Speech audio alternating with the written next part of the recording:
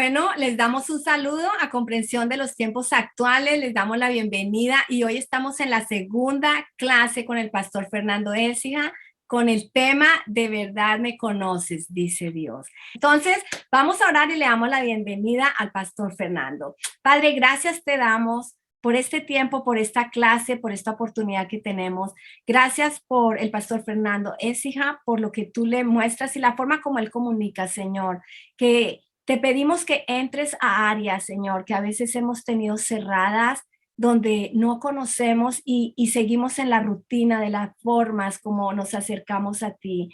Queremos conocerte más y queremos más y más de ti, más de tu revelación. Te pedimos, Señor, que bendigas esta clase y abre nuestros corazones, danos receptividad para entender y ser entendidos de ti y de tu palabra. En el nombre de Jesús, amén. Bueno, Pastor Fernando, le damos la bienvenida.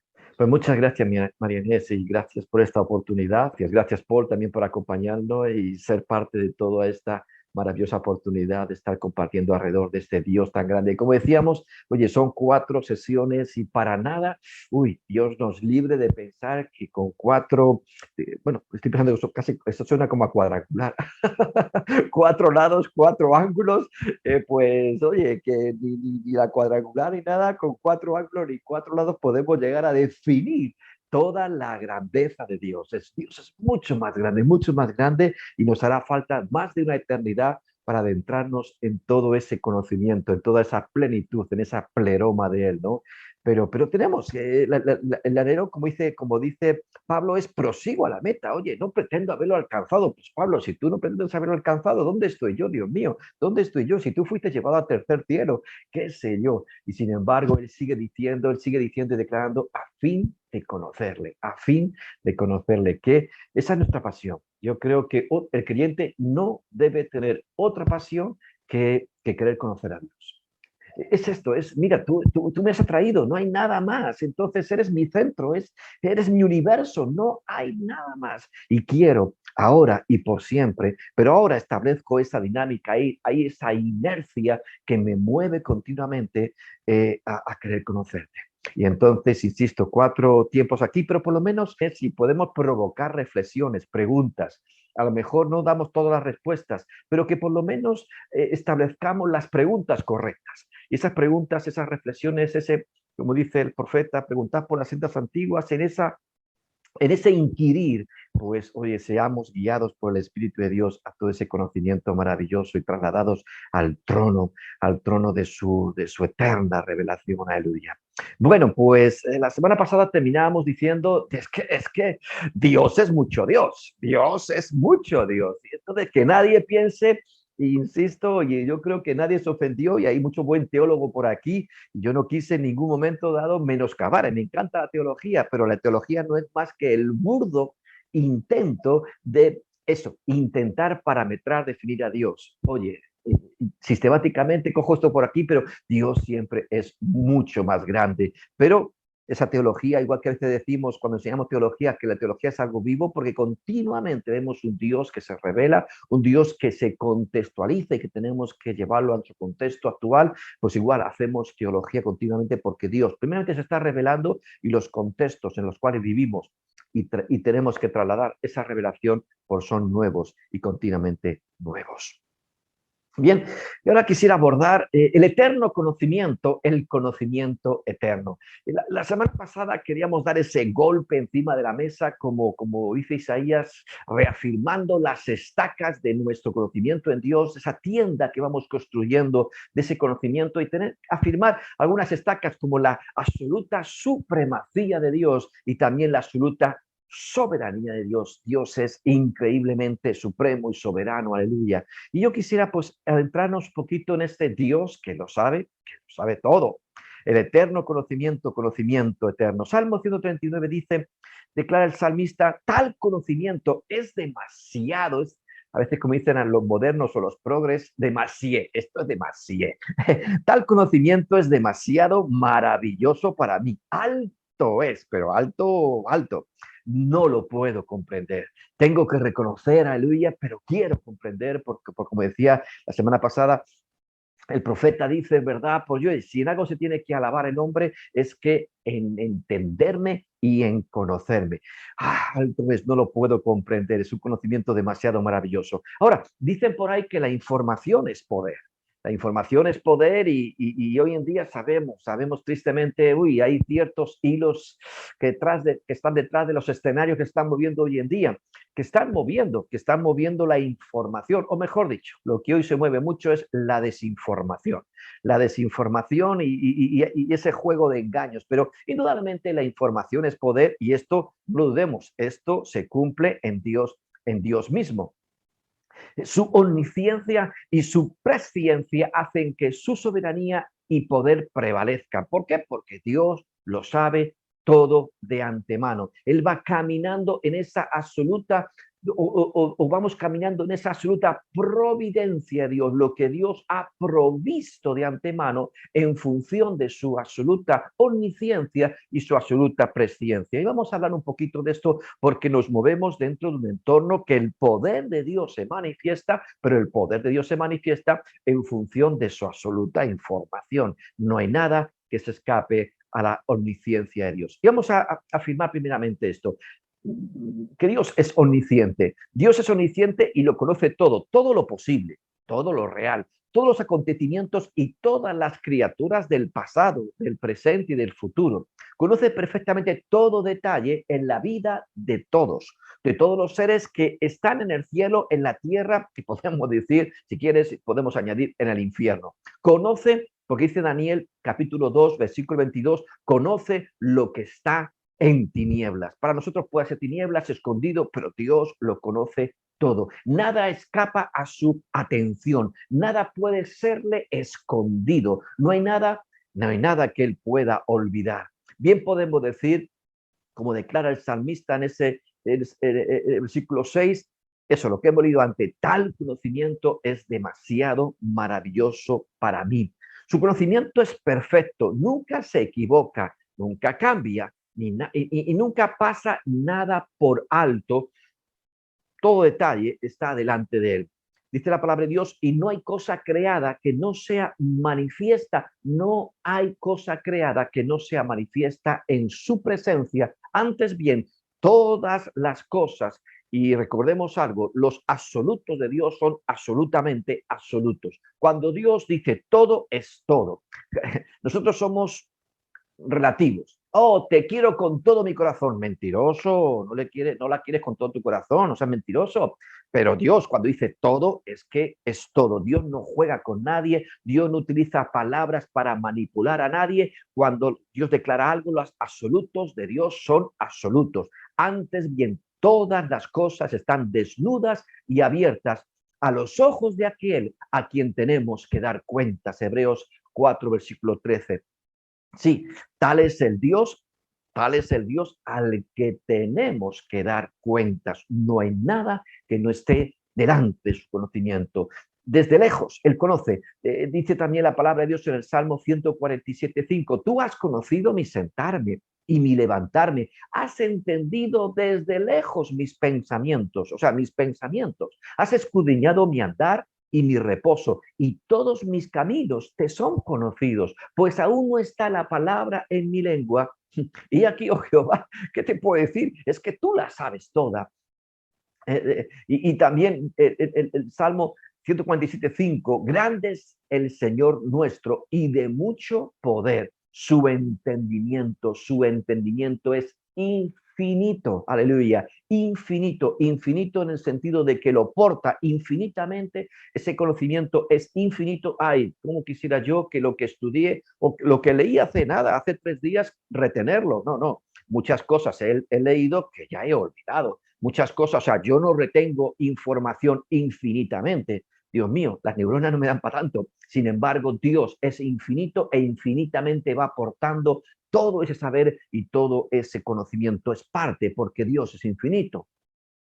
Ah, y tenemos que tener algo muy claro, que aunque Él sea invisible para nosotros en el sentido, ¿verdad? No vemos, pero sabemos que es una realidad de que Él está ahí, pero nosotros no somos para nada invisibles. delante de Dios. Todo está visible. Ni la oscuridad de la noche, ni las cortinas más cerradas, ni la más profunda prisión pueden esconder al hombre de los ojos de la omnisciencia. Y Dios es el omnisciente. Algunos textos, hay tanto en la palabra de Dios que dan golpe de afirmación de esto. ¿Qué podemos decir? Podemos recordar Mateo capítulo 10, versículo 30, pues aún vuestros cabellos están todos contados. ¡Wow! Dios mío, qué conocimiento. Isaías 40, 26, levantad en alto vuestros ojos y mirad quién creó estas cosas. Él saca y cuenta su ejército, a todas llama por sus nombres, ninguna faltará. Tal es la grandeza de su fuerza y el poder de su dominio. Esa fuerza basada en su conocimiento, como decíamos antes, información es poder. El poder de Dios se despliega en función de su absoluto conocimiento. Daniel capítulo 2, versículo 22, Él revela lo profundo y lo escondido, conoce lo que está en tinieblas y con Él mora la luz. Incluso Él sabe cosas que yo escondo, o mejor dicho, que no quiero ver, porque hay cosas que nosotros a veces ni siquiera nosotros queremos ser conscientes, ¿verdad? Como suele decir el refrán, ojos que no ven, corazón que no siente. Yo prefiero, sé que están ahí, o las he querido más o menos no, o no quiero ser consciente de ellas, pero Dios lo sabe. Por eso el salmista dice, oye, examina, oh Dios, y conoce mi corazón, y mira si hay en mí camino de perversidad, porque mi corazón es engañoso y yo me puedo estar engañando a mí mismo, que soy muy sincero, es verdad, soy muy sincero, pero yo puedo estar muy sinceramente engañado. Y mi corazón me engaña y me engaño y guardo ahí en esa recámara de mi alma, en ese rinconcito escondido, pero Dios lo sabe todo y Dios mismo lo pone a la luz y dice, oye, mira si hay en mí, porque yo a veces no quiero ver ni siquiera lo que está en mí mismo. Dios lo sabe todo, Dios lo conoce todo. Hablando de esa omnisciencia de Dios, también quiero afirmar la presciencia de Dios. ¿Qué es la presciencia de Dios? Es el conocimiento anticipado de todo, de todo. El conocimiento anticipado, porque hay un conocimiento que Dios mismo desplegó. Hay una palabra que Él desplegó y por su palabra y por su conocimiento voy a hacer esto. ¿Y quién podrá enmendar en la plana? ¿Quién podrá decirle a Dios que no? Él hace según lo que quiere. Su supremacía y su soberanía es absoluta y en función de eso despliega su palabra y despliega su conocimiento de lo que quiere hacer. Pero también Él se mueve con criaturas, ¿verdad?, que van a tener libre albedrío. Vamos a afirmar esto. Hay un libre albedrío. Pero entonces Él sabe, Él tiene la presciencia de saber todo lo que ha de acontecer en el curso de la eternidad. Anticipado conocimiento. Por ejemplo, en Hechos capítulo 2, versículo 23, está este concepto. Está declarando de sentido el mensaje de Pedro, ese discurso de Pedro en Pentecostés, hablando de Cristo. Jesús dice en el versículo 23, a este, hablando de Jesús, entregado por el determinado consejo de esta gente, pero dice, y anticipado conocimiento de Dios. Oye, que a Dios no le pilla nada por sorpresa, que Dios, me pilló a pie cambiado y no me enteré, ¿qué ha pasado? No. Oye, mira, anticipado, o sea, si ocurrió sí, vale, el consejo de estas personas, pero el que está realmente detrás de la escena y sabe lo que va a ocurrir es Dios. En su presciencia, Él tiene conocimiento anticipado. Y por eso aquí declara Lucas en Hechos 2, 23, a este entregado por el determinado consejo y anticipado conocimiento de Dios. Prendisteis y matasteis por manos de inicuos, crucificándole. Pero, insisto, anticipado conocimiento de Dios. Entonces, ¿qué es la presciencia? Es el conocimiento anticipado, la visión anticipada que Dios tiene con respecto a todos los sucesos futuros y el curso o deriva de los mismos. O sea, Él conoce cada decisión que se va a tomar, que voy a tomar, que vas a tomar, que han tomado, que tomarán, no importa quién sea el ser que habite eternamente en los cielos y en la tierra, Él conoce todo y las consecuencias de esa decisión. Nosotros ya quisiéramos, ¿verdad?, a veces saber, y a veces nos equivocamos, voy a hacer esto y seguro que va a haber ese resultado, y nos equivocamos. ¿Cómo nos gustaría tener ese conocimiento anticipado?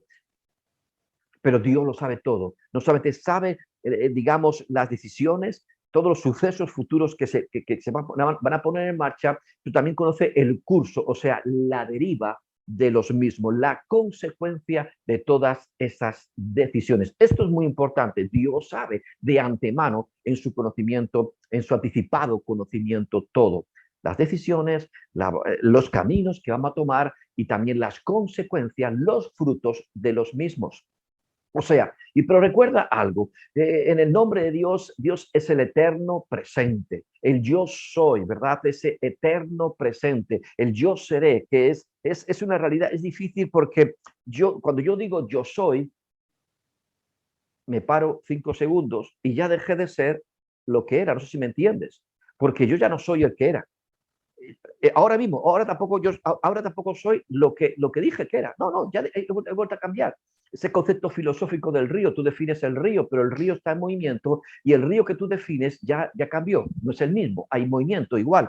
Ahora mismo, en estos segundos, células de mi ser han muerto y otras están renaciendo. O sea, yo estoy cambiando, pero Dios no cambia. Dios es el eterno presente. En él no varía nada. Entonces, el mismo que fue es el mismo que es y es el mismo que será. Y esto es muy importante, cómo Dios se mueve siendo el mismo dentro de la eternidad. Dentro de la eternidad, que la eternidad no es que se mueva, sino que la eternidad se mueve en Dios. Entonces, el omnisciente Dios, conocedor de todas las cosas reales o posibles, pasadas, presentes y futuras. Lo que nosotros denominamos pasado, presente y futuro, en Dios es eterno presente. Es algo muy importante. En Dios es eterno presente. El yo soy es eterno presente. Y esto es algo que a veces nos cuesta entender dentro de nuestra limitación humana. Pero nosotros hablamos, insisto, de pasado, hablamos de presente y hablamos de futuro. Pero Dios es el eterno presente. Entonces se puede escribir o el eterno ahora y el ahora y sigue siendo el mismo. Isaías describe a Dios como el alto y sublime, el que habita la eternidad. Por eso es que nosotros vemos en el tiempo, no, el Dios es que es como hiciera morada, a Dios habita, se asienta, ¿verdad? Es como si aquí está la eternidad y Dios viene y se asienta en la eternidad, hace morada en la eternidad y toda la eternidad es un eterno presente en Dios. No hay cambio, no hay nada que de pronto Dios está moviendo y algo le suscita y ha entrado en una etapa diferente. Dios no entra en etapas, Dios es el eterno presente. Isaías, insisto, el que habita la eternidad. Dios hace de toda esa eternidad, de todo ese alfa y omega, principio y fin. Mira, no sé, hasta el principio de los tiempos o hasta final. En Dios no hay principio ni final. Él es el eterno presente, el eterno ahora. Tenemos que contemplar esto y que esto, wow, nos funda el cerebro, porque tenemos que contemplar un Dios tan grande que eso provoque un aleluya, un querer decir gloria a Dios, aleluya. Él es increíble. Entonces, por eso el salmista en el Salmo 90, versículo 4 dice: 1000 años delante de tus ojos son como el día de ayer que pasó y como una de las vigilias de la noche. Oye, si es que si tú habitas en la eternidad, para ti no hay tiempo. 1000 años es un día, es una hora, sigue siendo una hora. Y sin embargo, pues aquí, no sé, nosotros es algo que nos cuesta, pero tienes que entenderlo, tienes que verlo. Tu espíritu, aunque tu mente le cueste entenderlo, tu espíritu se tiene que abrir, no sé, que sea guiado por el Espíritu de Dios a sentarte en lugares celestiales en Cristo Jesús, y sentado en lugares celestiales en Cristo Jesús, contemples el trono de Dios que está asentado, que Dios habita la eternidad. Gloria a su nombre. Entonces, pensemos en algo: manipulación o previsión. Cuidado, lo que quiero decir, ¿hay manipulación por parte de Dios? ¿Hay previsión? ¿O qué es lo que ocurre? Lo que vamos a ver que ocurre es que hay previsión que produce provisión en función de todo su conocimiento previo. Porque Dios, algo que tenemos que tener muy claro es la presciencia de Dios, y luego vamos a entrar en el tema de la predestinación. Porque a veces, oye, este eterno Dios, ¿cómo se mueve el concepto de la predestinación? Ahí está habitando el eterno presente y moviendo, siendo consciente en ese ahora. Yo digo el ahora y estoy viendo, contemplando hace 1000 años, y estoy contemplando este momento y estoy contemplando lo que va a ocurrir dentro de 1000 años.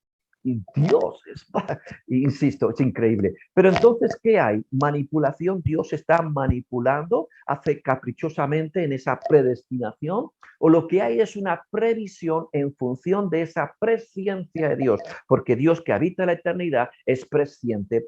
No sé si está bien conjugado de esa forma, pero Él es presciente de todo. Él es consciente de todo.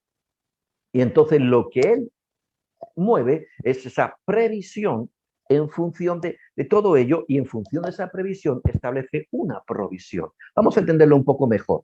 Algunos dicen que los sucesos, algunos enseñan que los sucesos que vemos ocurrir, hablando de teología, esto de teología, algunos dicen que los sucesos que vemos ocurrir en el tiempo son los que Dios ha designado y establecido ante sí desde la eternidad por su conocimiento anticipado de todo en todos.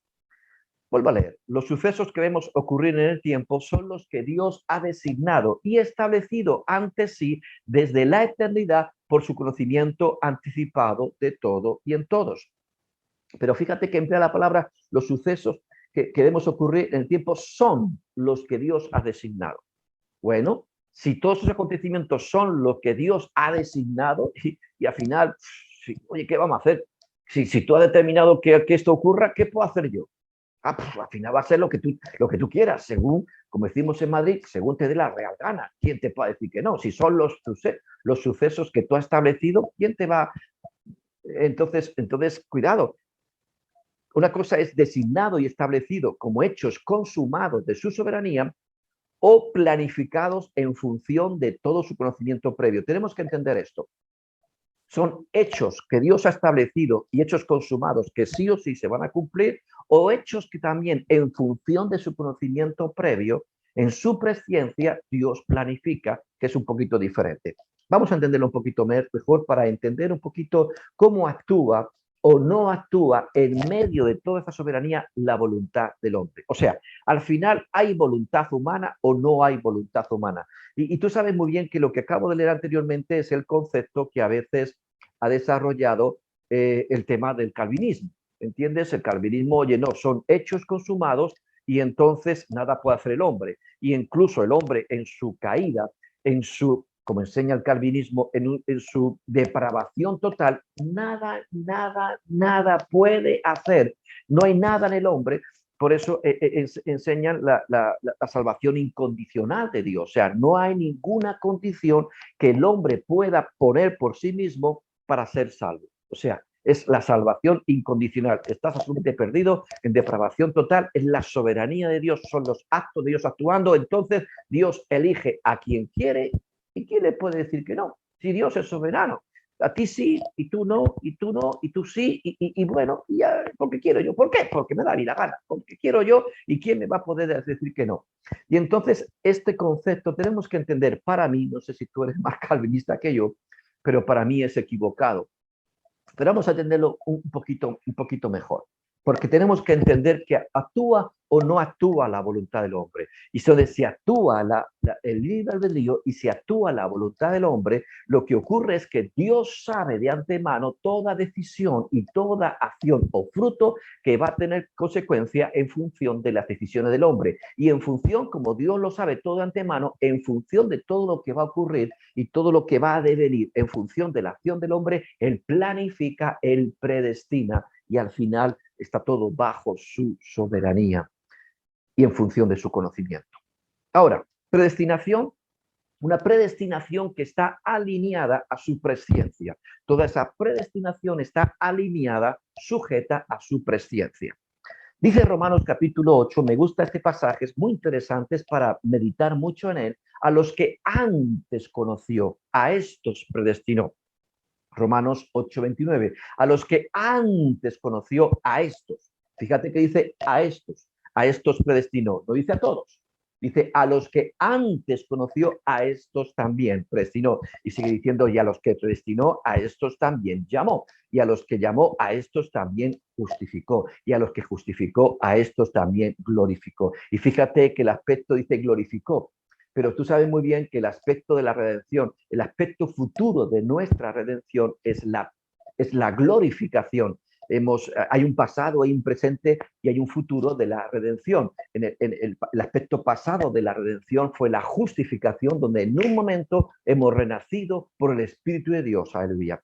Estamos al presente en esa santificación, donde no solamente mi alma y espíritu fue renacido, sino que mi alma está siendo continuamente transformada. Mi conocimiento, mi forma de ver las cosas, mi voluntad, mis emociones, mis sentimientos, todo esto hay una regeneración, hay una transformación, como dice Romanos capítulo 12, en función de mi culto racional.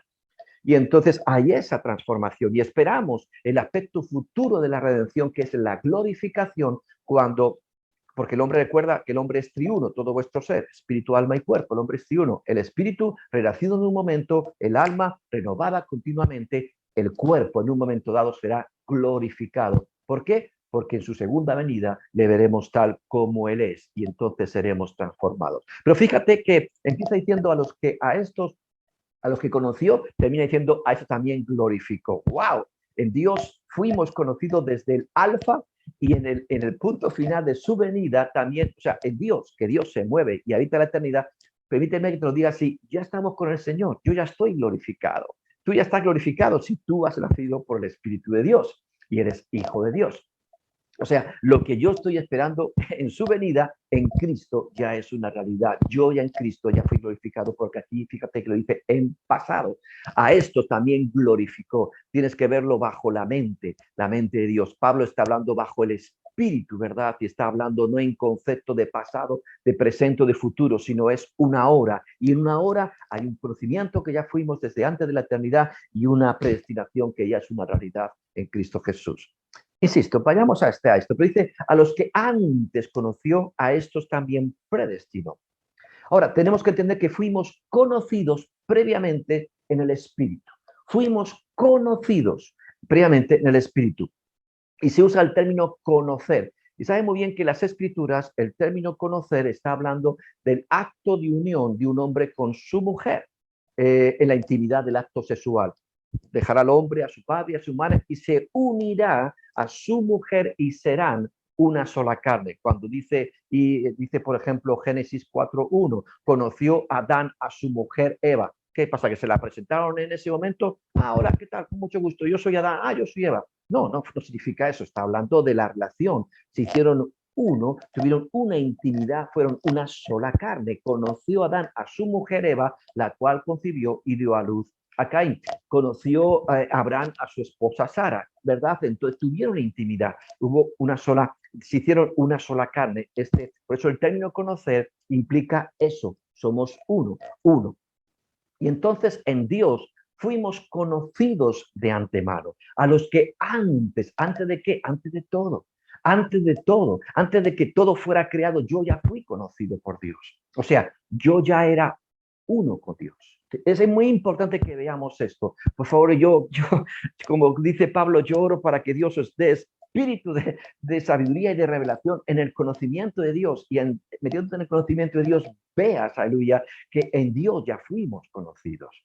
Él ya conoció, o sea, en Dios, Él sabía que Él y yo tengo que hablar por mí, cada uno hable por sí mismo, Él y yo seríamos uno en el Espíritu, ¿verdad? Igual que el hombre es una mujer y son una sola carne, Él y yo, ¿verdad? Seríamos uno en el Espíritu. O sea, Dios ya sabía de antemano que Él y yo seríamos uno.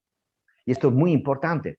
Y eso habla de una unidad perfecta, el ser uno. Y también tenemos que estudiar el poder del uno, porque Dios es uno. Vemos una pluralidad maravillosa dentro de Dios, pero vemos que es uno y un solo nombre, el cual se revela, ¿verdad? Entonces entramos en esa unidad. Por eso dice Pedro que llegamos a participar de la naturaleza divina. En Dios nos fundimos, nos hacemos uno con Él por su Espíritu. Por el Espíritu nos hacemos uno. Esto es muy importante. No es que de pronto, ¿verdad? Vale, yo soy Dios y tú estás aquí y vale, calla que vale, está muy bien, muy cerquita, pero mantenemos distancia. No, Dios es tan increíble, no lo entendemos, que nos acerca tanto a Él que nos hace uno con Él. Esto es maravilloso, nos funde en Él, nos hacemos uno, ¿verdad? A los que antes conoció. Dios ya sabía. Entonces, quédate con esto. Entonces, y tienes que tener algo muy claro. Lo importante no es que yo diga yo conozco a Dios. Lo importante es que Dios diga, yo te conozco a ti. Espero que capte la diferencia, porque yo puedo decir que yo conozco a Dios y Dios puede decir, tú dirás que me conoces, pero yo a ti no te conozco. Porque recordemos como Lucas capítulo 7, versículo 21 y 23 dice, no todo el que me dice Señor, Señor, entrará en el reino de los cielos, sino el que hace la voluntad de mi Padre que está en los cielos. Muchos me dirán en aquel día, Señor, Señor, no profetizamos en tu nombre y en tu nombre echamos fuera de demonios y en tu nombre hicimos muchos milagros. Y entonces les declararé, nunca os conocí. Apartaos de mí, mira, has hecho todo aquello, pero no sois más que hacedores de maldad. ¡Wow! Jesús dijo, nunca os conocí, a los que antes conoció. Oye, Dios sabe de antemano en su presciencia, la vida, la eternidad, sabe de antemano aquellos que se iban a hacer uno con Él. Aquellos que por sus decisiones, que yo creo que ahí está la voluntad del hombre, no es el capricho de Dios a quién sí, quién no, según enseñan los calvinistas, sino es, oye, Dios sabe, no porque yo forcé, pero yo me acerqué a ti, tú has respondido y tú y yo sé que tú y yo hemos sido uno. Ya te conozco. Todavía no existe el cielo y la tierra y sin embargo yo ya sé que tú y yo somos uno. ¡Wow! Esto es, insisto, yo me emociona pensar en esto, aleluya. Pero ahí Dios sabía de mi decisión.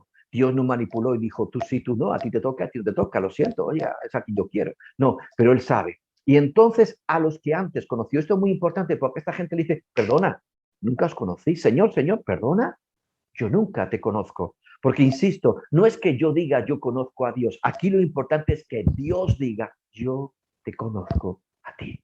Somos uno en el Espíritu. Nos hemos fundido y nos hemos hecho uno en mi Espíritu. Pero entonces dice, a los conocidos de Él o a los conocidos por Él, esto que son los que son engendrados por su Espíritu, estos son predestinados. A los que antes conoció, a estos también, no a todos, pero a estos también predestinó desde la eternidad. Imagínate que Dios se coloca en el inicio, desde el alfa hasta el omega, y dice, te voy a predestinar, no a todos, pero a ti, que yo sé que eres uno conmigo, a ti sí te predestino. Es, por ejemplo, oye, habrá muchos niños donde tú vives y vives en un bloque de pisos, a lo mejor, ¿cuántos niños hay en tu piso? Oye, ¿de cuántos niños tú te preocupas por sus estudios? ¿De cuántos niños tú te estás preocupando? Oye, no, para que mañana sean no sé qué, voy a facilitar, estoy predestinando, facilitando que mi hijo llegue a tal cosa. ¿Te preocupa de todos? No, te preocupas de tus hijos. Esto no es egoísmo, es que son tus hijos. Son los engendrados, son uno contigo. Pues igual Dios, igual Dios. Oye, a estos, a los que sé que son parte que de mí, a estos que son mis hijos, los predestino. Por eso dice, como dice el Salmo 127.5, que está hablando de los hijos, que son como las saetas en la aljaba del valiente. Oye, Dios te da hijos y son como una saeta, y como de pronto tú puedes coger a un hijo tuyo y lanzarlo como una saeta y predestinarlo. Esto es lo que Dios hizo. Desde la eternidad cogió tu vida, cogió mi vida y la lanzó, aleluya, y digo, te lanzo hacia mi propósito, desde la eternidad hasta la eternidad, aleluya. Por eso queremos llegar a alcanzar aquello por lo que fui asido por Dios. A ver si, oye, Dios me asió, me tomó para lanzarme para este propósito y no me conformo con menos que alcanzar el 100% de la plenitud de su propósito en mi vida. Él es mi Padre, yo soy su Hijo, aleluya. Y he nacido y antes fui conocido. A estos también predestinó. Y esto es muy importante. La predestinación en Dios no es en función, insisto, de elementos que Dios ha determinado, pero sí elementos. Por eso dice la palabra de Dios que pisamos y llegamos a pisar, guiados por Dios, las obras que Él ha preparado de antemano. Desde la eternidad hasta la eternidad, desde el tiempo de tu existencia, Dios ha preparado. Y lo importante es llegar a pisar todo lo que Él ha preparado. Yo no sé tú, pero yo un día quiero poder cerrar aquí mis ojos y poder decir, Padre, he terminado la obra que me diste que hiciera. ¡Wow! Padre, ¿para qué he vivido? ¿Estoy aquí simplemente vegetando? ¿Estoy viviendo para lo mío? No, Padre. Poder cerrar los ojos y decir, he terminado la obra que me diste que hiciera. He glorificado tu nombre. ¡Wow! ¡Aleluya! Poder un día saber que hemos alcanzado la plenitud de su propósito. Y otro día estudia sobre esto, porque muchos piensan, oh, yo voy a llegar al cielo, sí, pero ¿cómo vamos? ¿Cómo vas a llegar? La cuestión no es que llegues al cielo, sino cómo vas a llegar. Si es que eres uno de esos predestinados, si eres uno de los que fuiste conocido, fantástico, gloria a Dios. A mí no me toca juzgar eso. Dios es el que juzga quién es y quién no es, porque te digo sinceramente que muchos de los que están son, perdón, muchos de los que no están son y muchos de los que son no están. Entonces, a veces, ¿quién es? Solamente Dios lo sabe. Pero porque muchos dirán, Señor, en tu nombre, yo sé, a ti nunca te conocí, tú y yo nunca hemos sido uno, pero los que son han sido predestinados. No tenemos que movernos hacia esa realidad. Pero insisto, si Dios nos, por la eternidad nos predestinó para algo, es para preguntarnos, Señor, ¿estoy alcanzando?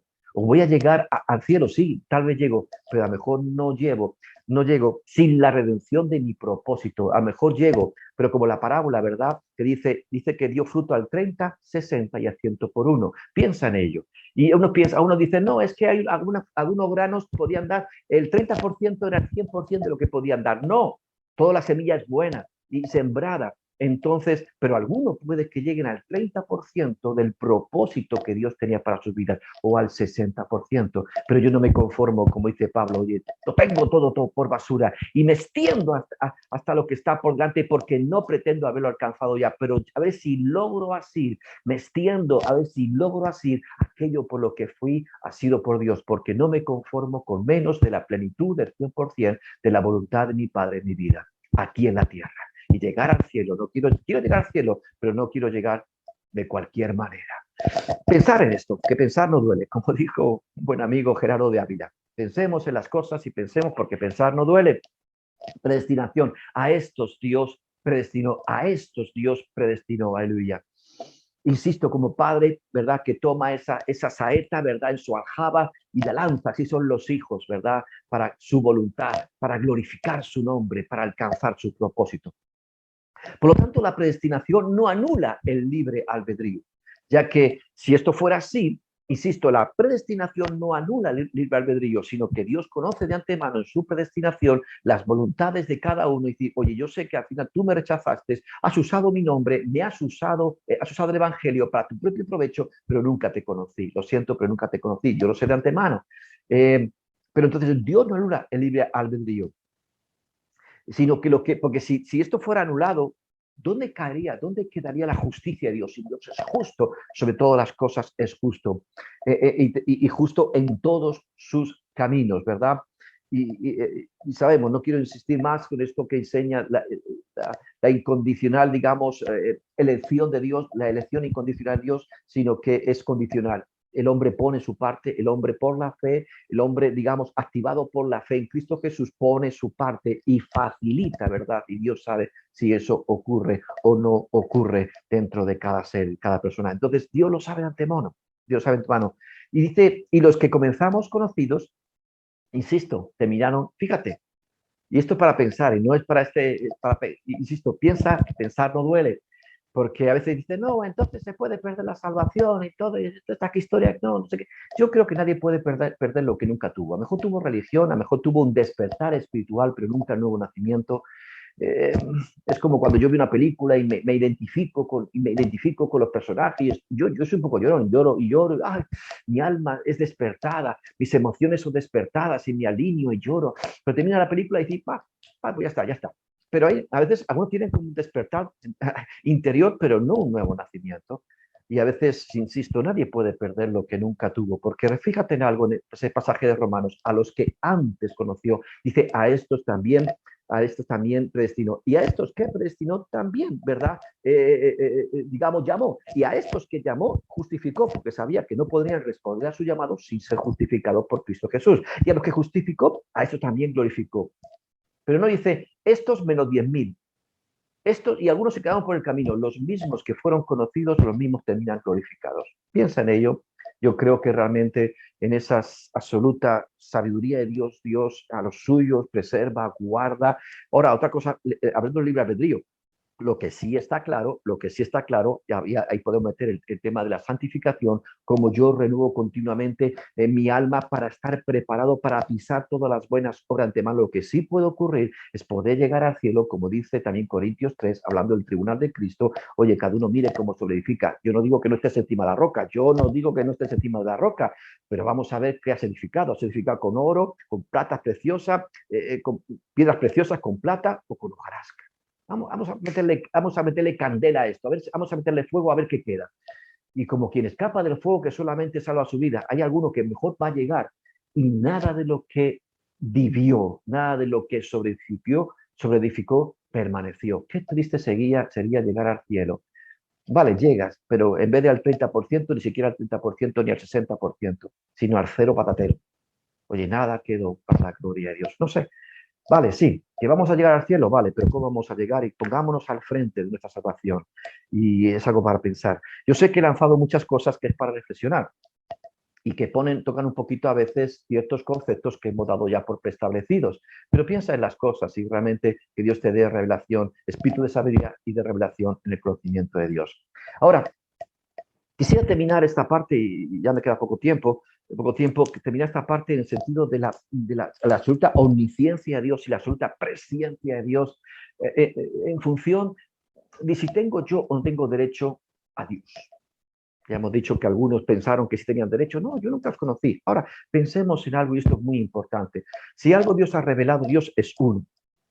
Y tiene un solo nombre. Vemos una pluralidad maravillosa que definimos como Trinidad, pero vemos una pluralidad maravillosa que yo creo que es a la imagen que Dios puso en el hombre. Dios creó al hombre a su imagen y semejanza, porque Dios creó también una única unidad. Dios creó a Adán, al hombre, varón y hembra lo creó. Era una única unidad con un solo nombre. A veces hay algunas preguntas, ¿Dios creó a Adán y a Eva? No, Dios no creó a Adán y Eva, Dios creó a Adán. Un solo nombre para una sola carne, una sola entidad. Pero había una pluralidad, la imagen de Dios, pero una sola entidad. El problema es que el pecado produce separación y el hombre no solamente se separó de Dios, sino también se separó de la persona que tenía al lado.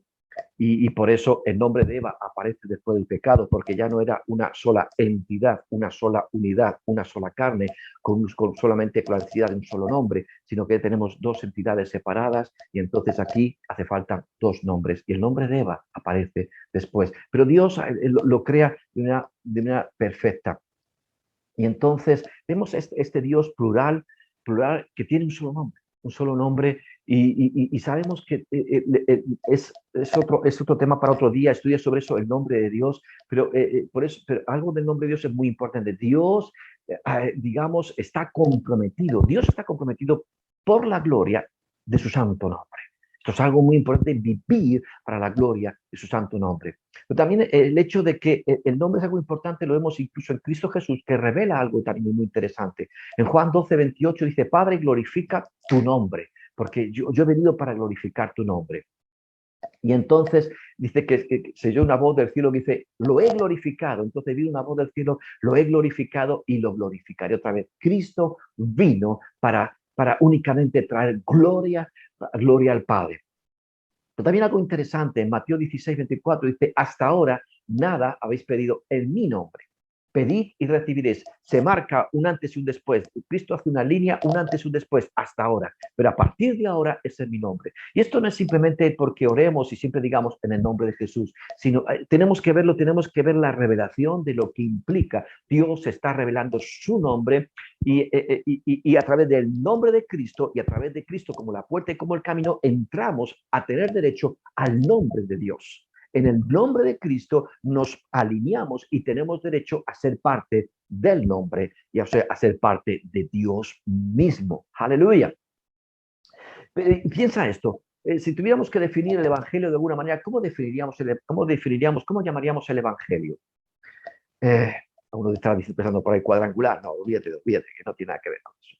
El Evangelio, ¿cómo lo definimos? En Hechos 4:18 dice, y llamándolos, hablando el Sanedrín, a los apóstoles, y llamándolos, les intimaron que en ninguna manera hablasen ni enseñasen en el nombre de Jesús, porque lo que hablaban era del nombre de Jesús. Hechos 9:27, entonces Bernabé, hablando de Pablo, Tomándole, lo trajo a los apóstoles y les contó cómo Saulo había visto en el camino al Señor, el cual le había hablado, y cómo en Damasco había hablado valerosamente en el nombre de Jesús. Él persiguió el nombre, porque era el evangelio del nombre, aleluya. ¿Cómo podemos definir este evangelio? Es el evangelio que nos acerca al nombre y vivimos por el nombre, porque en el nombre de Jesús hay una cobertura, es la roca sobre la cual nos establecemos, ¿verdad? Y nos acerca a este Dios tan grande, nos acerca a su nombre. Y también incluso en Hechos 26, ahora es el mismo Pablo dando testimonio, dice, yo ciertamente había creído mi deber hacer muchas cosas contra el nombre de Jesús. ¿Cuál fue el evangelio que fue perseguido? El evangelio del nombre. Mira, que realmente surgen muchos evangelios que a veces han sido una desvirtuación de lo correcto, pero tenemos que volver al evangelio correcto, que no tiene otro sinónimo, que no tiene otro adjetivo que el evangelio del nombre. Es vivir por y para el nombre, revelar su nombre y vivir no solamente orando en el nombre de Jesús, sino vivir bajo la autoridad de todo ese nombre, bajo ese sentido de soberanía de Dios.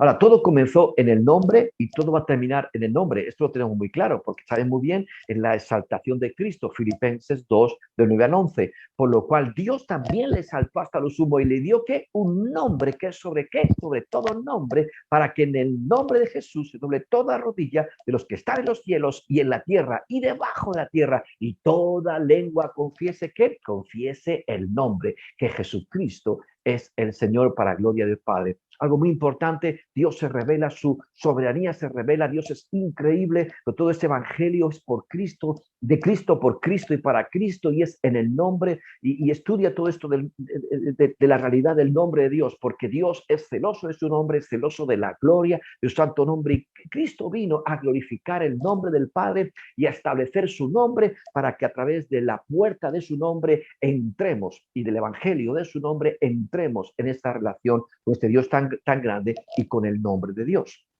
Pero insisto, Dios es celoso de su nombre. Éxodo 34:14, porque no te has de inclinar a ningún otro Dios, pues Jehová, cuyo nombre es celoso, Dios celoso es. Éxodo 39:25, me mostraré celoso por mi santo nombre. Isaías 42:8, yo Jehová, este es mi nombre, y a otro no daré mi gloria, ni mi alabanza a esculturas. Incluso sabemos, ¿verdad?, en el Padre Nuestro, Mateo 6:9, vosotros pues oraréis así: Padre nuestro que estás en los cielos, santificado que sea que continuamente tu nombre. Es imposible santificar el nombre de Dios, vivir para el nombre de Dios, si no estamos viviendo en el nombre de Jesús. Es imposible, nuestro medio, nuestro camino. Entonces, a esa puerta previa, el camino es Cristo, es el nombre de Cristo, vivir por el evangelio del nombre, es vivir para el nombre, es vivir de Él y por Él, y así pues entonces poder acercarnos con confianza y poder tener esa relación con nuestro Padre y glorificar y santificar su santo nombre.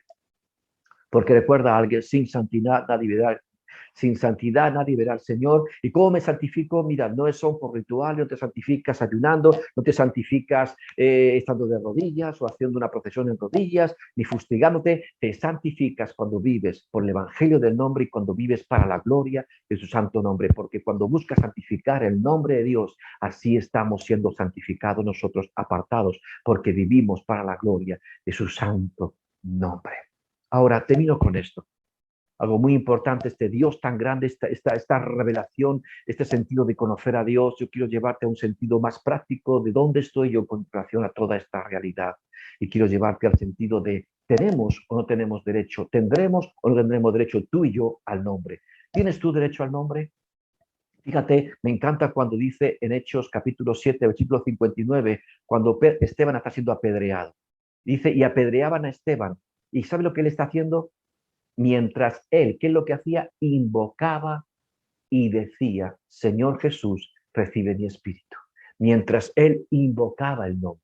Mientras él invocaba el nombre. Un día confesé tu nombre. He vivido para la gloria de tu santo nombre, por el evangelio de tu nombre, aleluya. Y ese evangelio del nombre me ha hecho vivir para la gloria del nombre de mi Padre, aleluya. Y entonces, ¿cómo termino? Que no es un terminar, es un dormir, porque dice después, y durmió. No dice, hay palabras que no se aplican, hay palabras que no se aplican al creyente. No dice, la Biblia no habla de morir.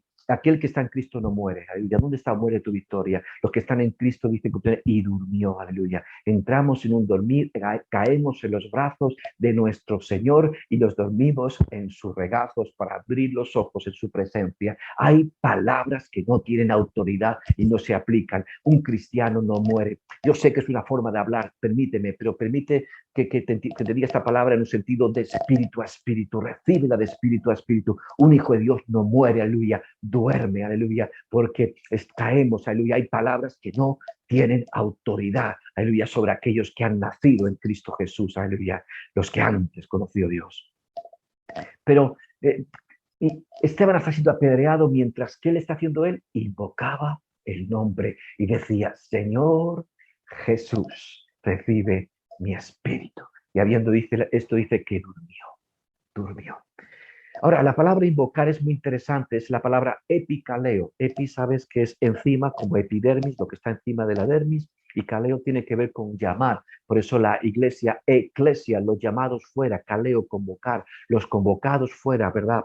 Apartados por Dios, que responde a los que antes, ¿verdad? Conoció, a estos también glorificó, y a los que glorificó, a estos también llamó. El llamamiento santo, la voz de Dios que nos va guiando desde la eternidad hasta la eternidad hacia su propósito. El caleo, la convocatoria de Dios. Epicaleo es una voz de mando. Me subo encima de esa palabra. Tengo autoridad de subirme, encima de esa palabra, epicaleo. En el sentido legal más estricto, justamente, fíjate, es la misma palabra que Pablo empleó cuando en Hechos capítulo 25, versículo 11, cuando es arrestado, y entonces, ¿qué hace él? Apeló al César.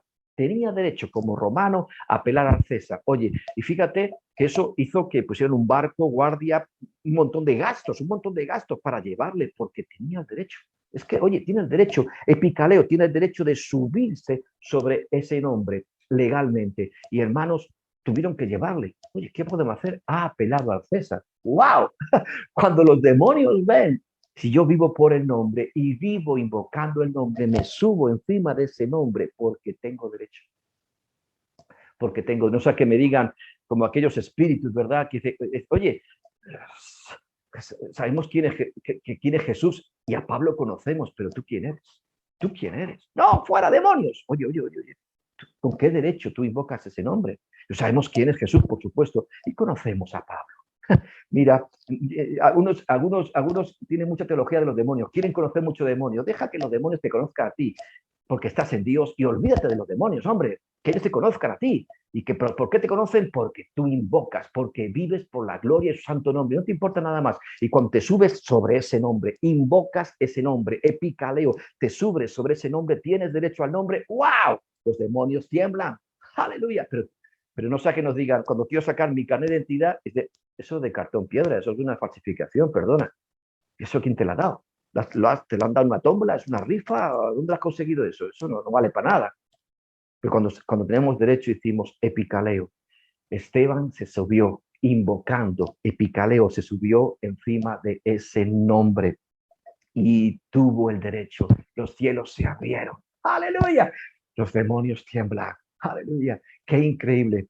¿Por qué termino con esto? Dios es increíble, nuestro Dios es demasiado grande. Si puedes contemplar su omnisciencia, su predestinación, como Dios, aleluya, su presciencia que en función de esa predestina, ¿verdad? Y nos convoca, ¿verdad? Desde la eternidad para predestinarnos hacia un propósito. Cuando nos subimos, aleluya, a través del evangelio del nombre de Cristo, sobre esa tabla de surfear, aleluya, podremos surfear lo que venga, las olas más grandes que podremos surfear e invocar, y estaremos siempre por encima de las cosas, porque conozco a mi Dios, porque sé quién es Él, aleluya, porque me deleito en Él y porque le conozco y soy por Él conocido, ¿verdad? Los que antes conoció somos uno en Él. Ahí no necesito más, tan solo necesito en cada momento vivir invocando su nombre. En el nombre de Jesús, que me facilita y me conduce al nombre de Dios. Y puedo, con derecho, invocar su nombre. Quiero que reflexiones terminando sobre esto y todo lo que hemos hablado, preguntándonos, ¿tengo yo derecho al nombre? ¿Tendré derecho al nombre? Que así sea.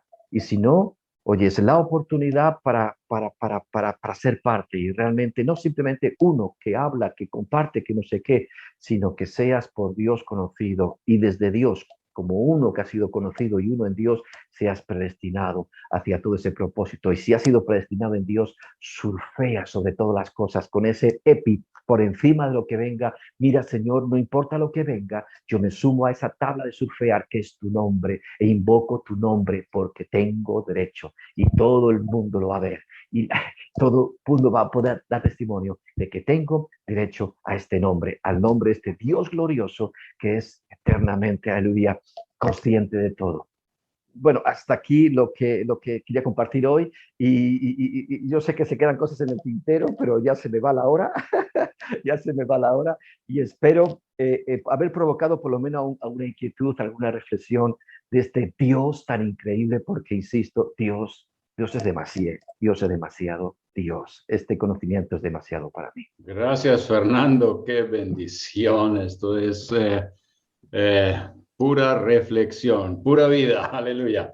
No, Fernando, eso nos lleva a entender por qué el apóstol Pablo en su momento llegó y estaba orando por los de Éfeso y pidiendo un espíritu de revelación y de sabiduría para entender quién es Dios, qué es lo que es nuestra esperanza y su poder actuando en nosotros, a través de nosotros. A veces pensamos que ya lo tenemos todo y sinceramente, como lo dijo usted la última vez, apenas estamos dándonos un chapuzón en las orillas del mar y no conocemos todo ese mar.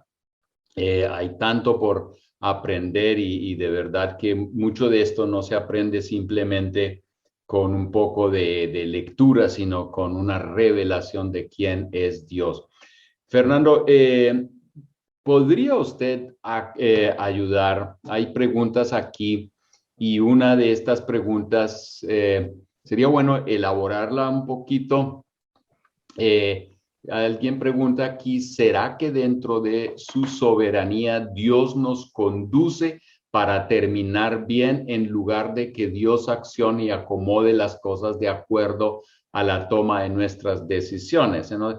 Yo creo que la pregunta apunta hacia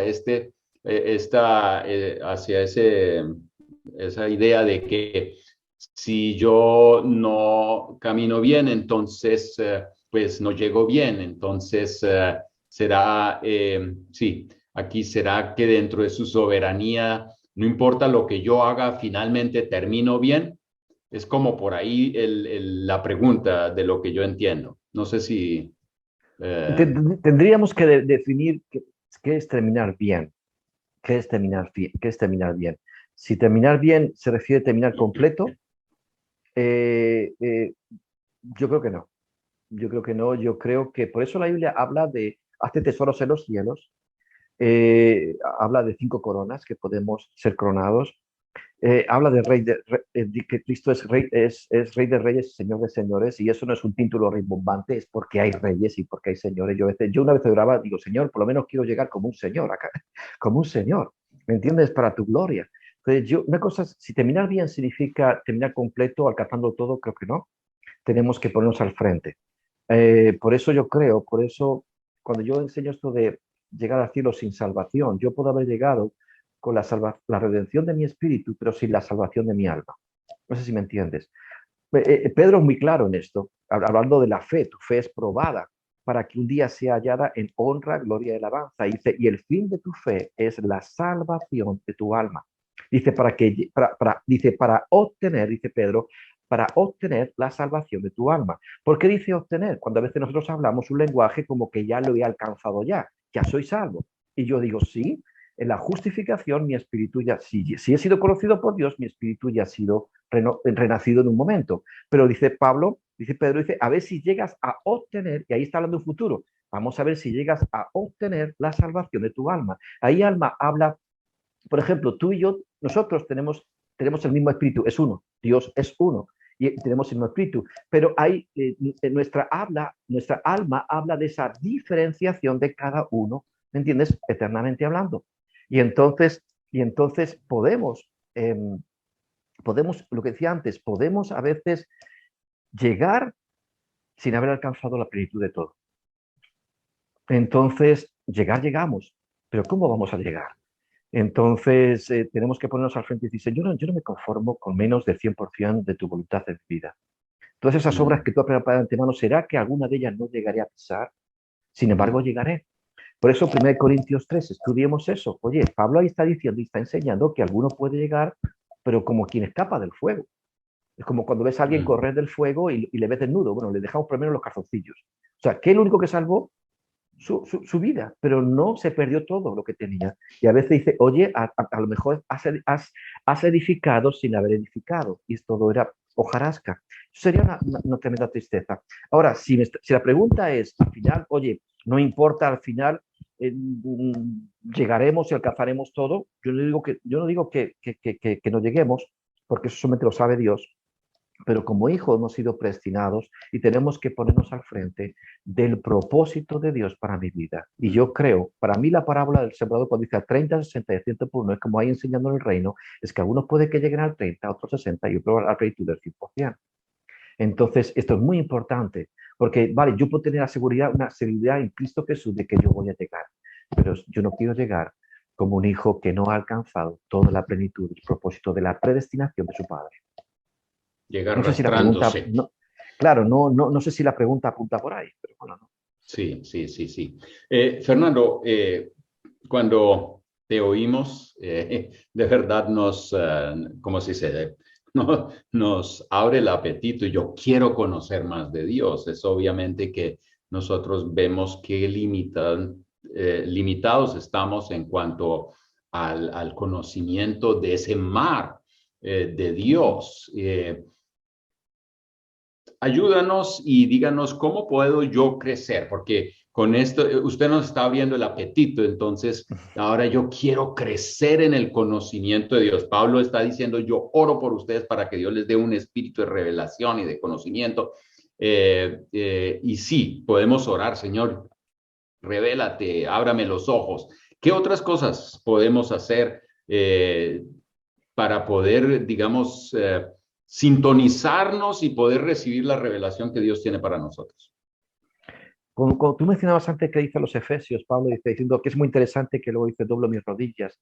A veces tenemos que pensar qué le hacía doblar las rodillas a Pablo. No doblaba rodillas por la enfermedad de no sé quién, o por que Dios le dio un piso a no sé quién, o por el trabajo de no sé quién, sino para que Dios os dé espíritu de sabiduría y de revelación, para que entréis en toda esa plenitud y dice, wow, esto es tan increíble, lloro mi rodilla, doblo mi rodilla, para que Dios os dé espíritu. Fíjate que espíritu ahí no simplemente es como es algo que es del Espíritu de Dios, pero al mismo tiempo Espíritu también habla de tendencia, es como tener ánimo, es como algo, oye, ten espíritu, como alguien que tú ves que las manos en los bolsillos, que no quiere hacer nada y dice, joder, qué chico, qué poco espíritu tienes, qué poco ánimo tienes, qué pocas ganas de alcanzar nada tienes. Entonces, Dios es de espíritu como anhelo. Entonces, ¿cómo alcanzarlo? Ese espíritu de revelación y sabiduría, por supuesto, a través de Cristo Jesús. En el principio era el verbo, Él es el verbo, Él es la palabra, y la palabra se revela, y toda la palabra, hablando de la palabra, la Biblia da testimonio de Cristo Jesús, es anhelar, profundizar en el verbo, en la palabra, y cuando pero no solamente es conocer conceptos, sino permitir que esos conceptos tomen una dimensión de revelación y nos cambie. Me encanta cuando Pablo le dice a Timoteo, echa mano de la vida eterna. ¿Qué significa esto? Es como de vez en cuando, oye, como cuando tú estás como en tu casa, estás ahí en las cuatro paredes y estás apesadumbrado, dices, voy a abrir la ventana, voy a respirar aire puro, voy a mirar el horizonte, que veo una montaña, necesito que mi alma se llene de plenitud. Igual dice, oye, de vez en cuando abre ventanas el espíritu, asómate a la eternidad y dice, wow, desde la eternidad hasta la eternidad, llénate de eternidad, aleluya, que tu vida no te dejes anegar, oye, el problema de las circunstancias, el afán de cada día, chico, abre ventanas el espíritu, de vez en cuando toma asiento en los lugares celestiales por el Espíritu de Dios y asómate a tu eternidad. Dice, wow, aleluya, fui conocido y voy hacia mi glorificación y tomar aliento y decir, bueno, y vuelvo a bajar para abajo y decir, bueno, pero ahora enfrento la vida de forma diferente, porque he respirado eternidad. Y eso lo respiras, ¿verdad? A través de la palabra. Y la palabra te lleva a una dimensión y en Cristo Jesús, de tomar altura, de tomar dimensión. Yo creo que es a través de la palabra y con un anhelo, un espíritu de querer conocer más.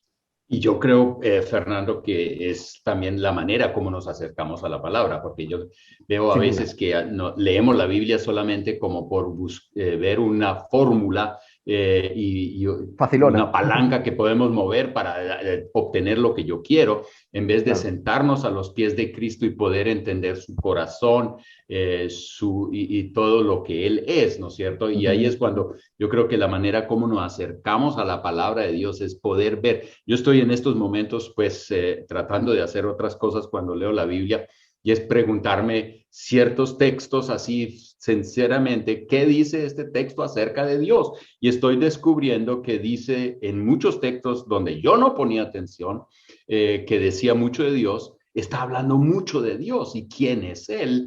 Y cuando lo veo ahí, yo digo, wow, esto es definitivamente grandioso. Y eso me lleva como a un descanso también en Él. Afecta naturalmente mi oración, afecta mi gratitud, afecta hasta mi gozo, las emociones y todo. Pero yo creo que hay que aprender a acercarse a la Biblia de tal manera que queramos conocerlo, no tanto llegar y decirle lo que Dios quiere que haga, que pues, decirle lo que nosotros queremos que Dios haga, sino ver, oye, ¿quién es Él? ¿No es cierto? Y poder disfrutar su belleza.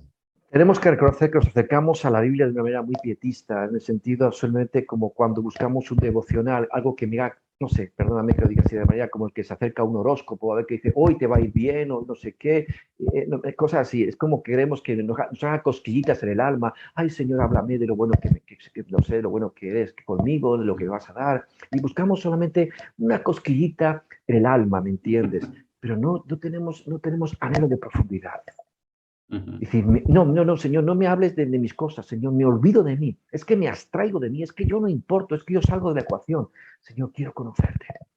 Y entrar en ese amar y Dios, sinceramente, busca y hallaréis, llamad y sobre el que busca va a hallar y el que llama se le abrirá. Entonces, claro, todo depende de lo que busquemos y para qué lo busquemos, claro. Sí, obviamente esto nos muestra que somos más materialistas que gente enfocada en el cielo.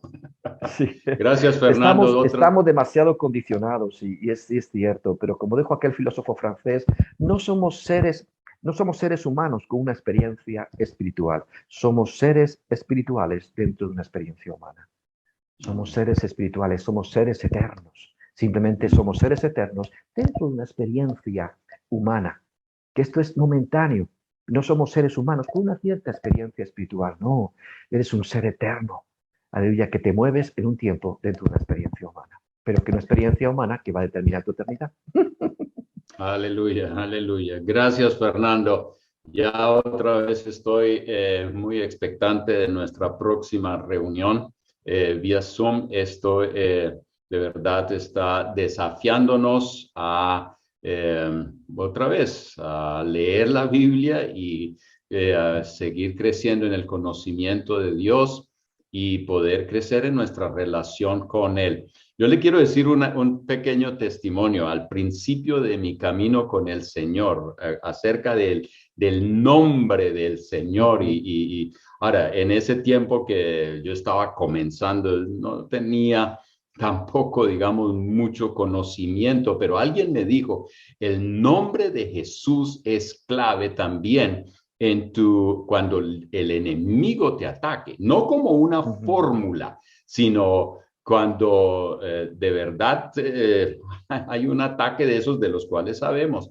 Yo recuerdo, yo tuve unas experiencias muy dramáticas en ese tiempo y esta persona me dijo simplemente invoque el nombre de Jesús, el Redentor. Y entonces y yo estaba solo, estos ataques eran reales, la oscuridad era palpable y querían ahogarme no físicamente, pero también espiritualmente. Y yo recordé, invoque el nombre del Señor Jesús. Y ahí no se usó fórmulas, no se usó nada. Yo simplemente dije, Jesús, Jesús. Y ¡pum! Entonces en ese momento yo sentí esa liberación.